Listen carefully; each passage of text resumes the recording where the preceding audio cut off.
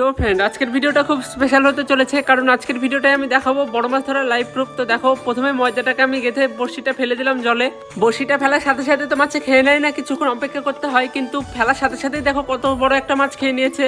আর মাছটা এক ঝুলে তোলা যাবে না, কারণ সুতোটা তো মজবুত না, আর যদি এক টানে তুলতে যাই তাহলে ছিঁড়ে মাছটা পালিয়ে যাবে। তাই মানে একটু মাছটা খেলছিল আর আমি মাছটাকে আটকে রাখার চেষ্টা করছিলাম। তারপর এক সময় মাছটার একটু শক্তি কমে গেলে তারপর আমি তুলে নিলাম মাছটাকে।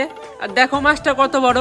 এই সাইজের মাছগুলো এইভাবে ধরাই মুশকিল, এর জন্য একটা স্পেশাল ছিপ বানাতে হবে বড় মাছ ধরার জন্য।